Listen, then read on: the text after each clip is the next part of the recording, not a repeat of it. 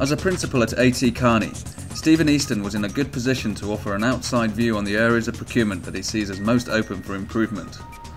I asked him where the biggest opportunities lie. What I see in procurement functions is I see two main areas where I think there's opportunity. One is more at this kind of top of the house, so to speak, and the other one feels much more in the engine room. The one at the top of the house is moving much more from a pure contracting and pure procurement environment, much more into general business partnership and offering commercial advice to the business.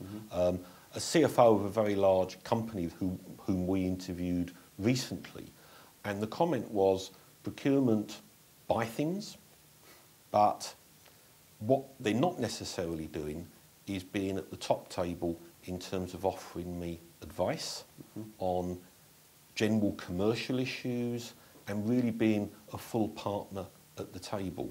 And this is a much more challenging thing to do than tendering, contracting, producing RFPs, doing e-auctions.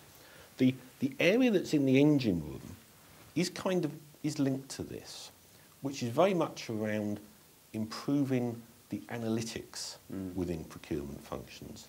And that doesn't just mean having data analysts on board.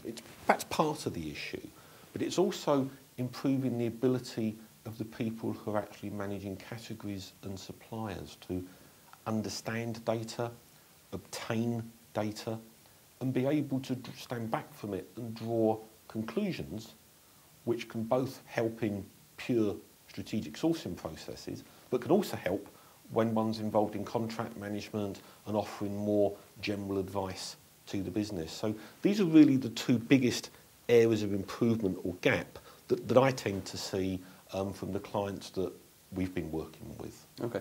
Tell me about the engine room example that you give in terms of the data that CPOs or category leads really need to get a handle on. Can you give me an example of where that's really worked and something that's actually come out of that?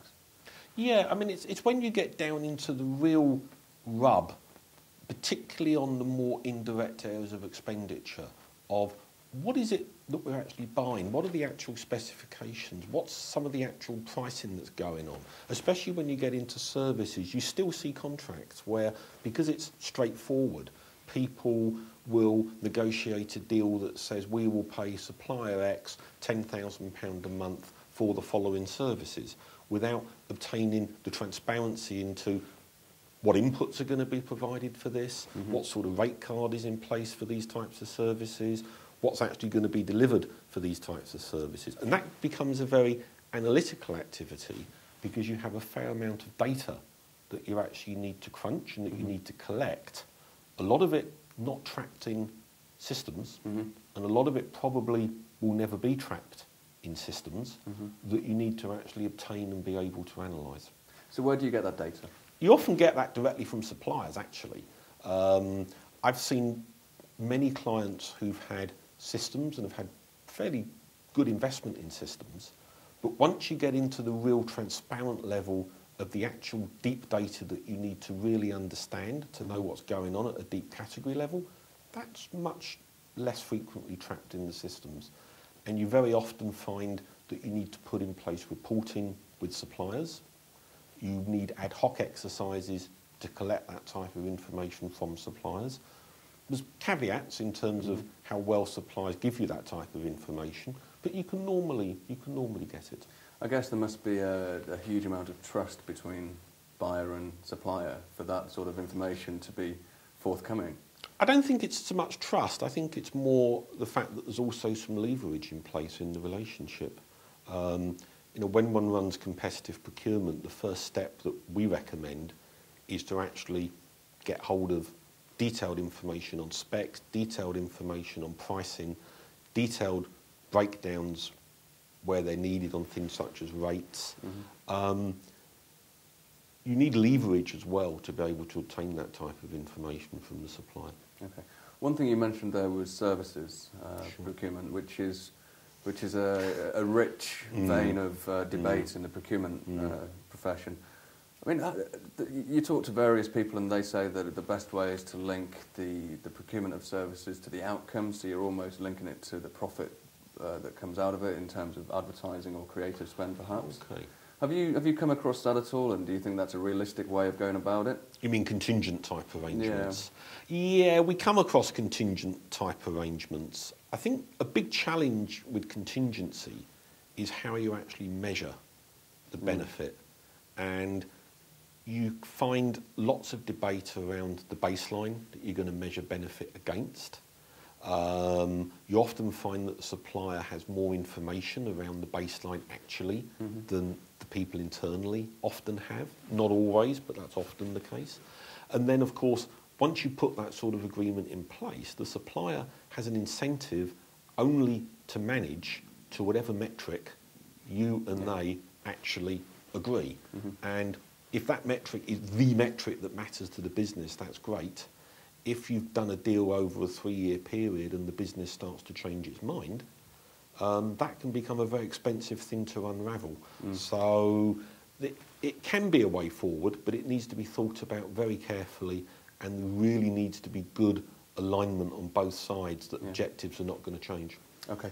And going back to the two areas of improvement that you mentioned, the top of house and the engine room, why do you think these areas have suffered from underinvestment in the past, traditionally? I think the commercial partnership one, it's probably more straightforward to explain. I think people have tended to go for low-hanging opportunities first. People still tend to measure the success of a procurement function in terms of savings that it's going to deliver. And if we chart the journey, you know, people have tended to focus first of all on the more commodity types of spends, areas where you're buying widgets, and that basically is an area where it's much easier to run competitive processes and to demonstrate savings.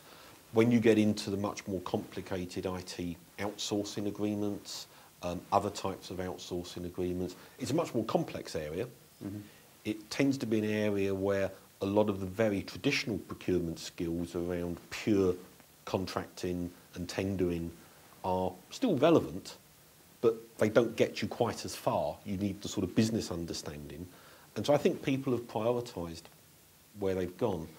We're seeing changes in this area, so we certainly see more of the leading procurement organisations getting much more involved in this type of more complicated area, but there's still room for improvement.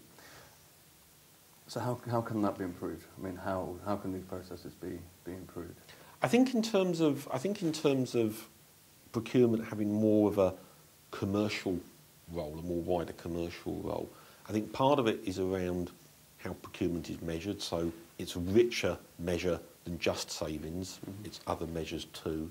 I think also it's around broadening the experience of procurement staff and opening their eyes to some of the wider role that they need to play in the business. And some of the clients we come across, you'll talk to one function and they'll be saying procurement are absolutely wonderful, and it'll be because a particular senior procurement person they work with is very much playing a wider commercial role. And then you'll talk to another function and you get a different story, and very often it's because the procurement person is playing a much more traditional contracting type of role. So you do see some of this behaviour. So it's the death of the traditional CPO, you think? I don't think it's the death of the traditional CPO. I think it's building on the traditional skills, which are still very relevant and very important, but it's growing those skills much more. And we're seeing it happening in leading organisations already.